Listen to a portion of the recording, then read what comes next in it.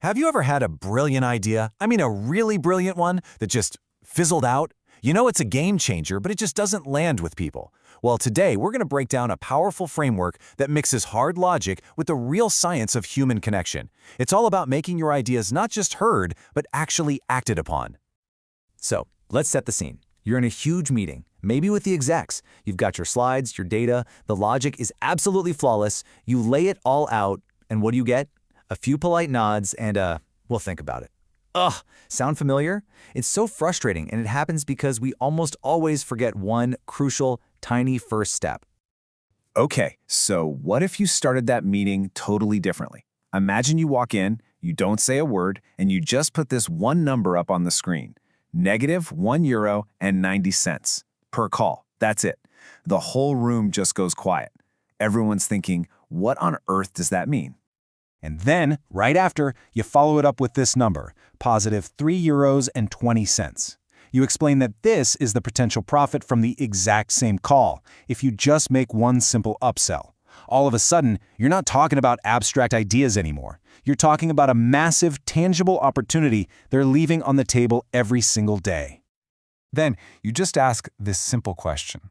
And right there, in that moment, you've done something absolutely critical. You've skipped past the logical brain for a second, and you've triggered an emotional response, that little pang of loss. You see, the research is clear. Without emotion, making decisions is almost impossible. So the big takeaway here, emotion isn't the enemy of logic, it's the gateway to it. This lines up perfectly with the work of psychologist Daniele Casuccio. He talks about two systems of thinking. You've got system one, which he calls the gut. It's super fast, it's intuitive, it's all about feeling. Then there's system two, the brain. That's the slow, deliberate, logical part. The real secret to persuasion? You have to engage the gut first before you even try to convince the brain. So how do we actually do that on purpose every single time? Well, the secret is in understanding the brain's own control panel, the neurochemicals that are actually driving our reactions to trust, to risk, and to new ideas. And you know what? It really just boils down to three key players in our brains. First, there's dopamine. Think of it as the spark plug. It gets us excited and motivated when we see something new and interesting. Then you have oxytocin. That's the glue. It's what builds trust and a feeling of connection.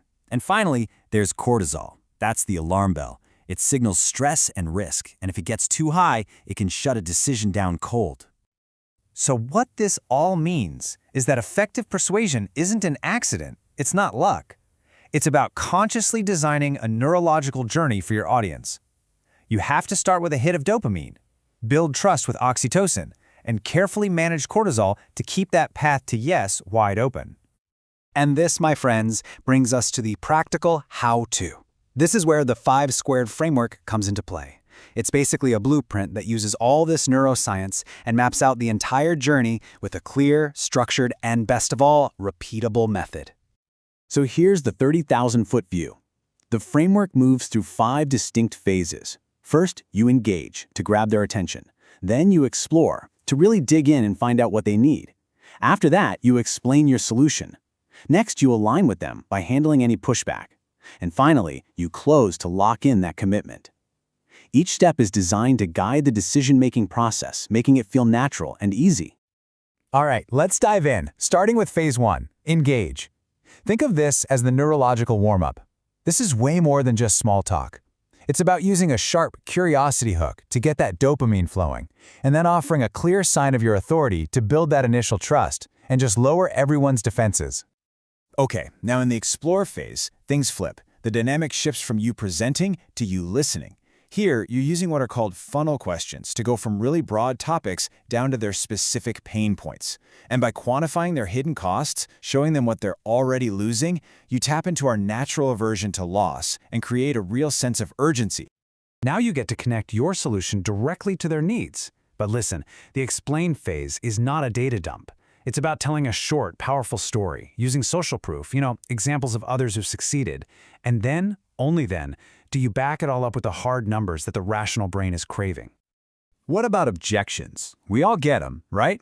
Well, phase 4, align, is designed to turn that resistance into collaboration. You acknowledge their concerns with real empathy, which literally lowers cortisol, and you can offer things like a pilot project to reverse the risk. This turns what could be a roadblock into a bridge for building even deeper trust. And finally, the close. Now, I want to be clear, this is not about pressure. It's about orchestration. It's about making the yes easy. You start by recapping the value you've agreed on, and then you use something called a presupposed close. Instead of asking, so what do you think? You make it a natural next step, like asking, so should we plan to kick things off on Monday, or is Tuesday better? So what's the secret sauce holding this whole thing together? It's a principle from the world of consulting called MEC. It stands for mutually exclusive, collectively exhaustive. It just means that every piece of your argument is separate with no overlaps, and all the pieces together cover the whole picture, with no gaps. This logical backbone gets rid of all the mental clutter, making it so much easier for the brain to just say yes. But you know, a framework is just a tool, and it's pretty much useless without the right mindset. This isn't some magic trick you just perform once and you're done. It's a discipline. It takes practice, it takes consistency, and it takes a certain kind of grit.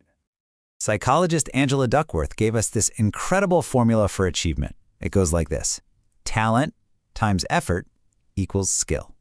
Makes sense. But here's the kicker. The next step is skill times effort equals achievement. Did you catch that? Effort counts twice. It is the single biggest multiplier that turns raw potential into actual real-world results.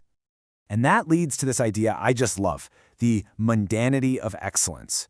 Real success, champion-level success, isn't about some heroic moment of genius. It's about the boring, disciplined, consistent application of the fundamentals, day after day after day. It's not flashy, but man, it's what really works. So I'll just leave you with this final question to think about.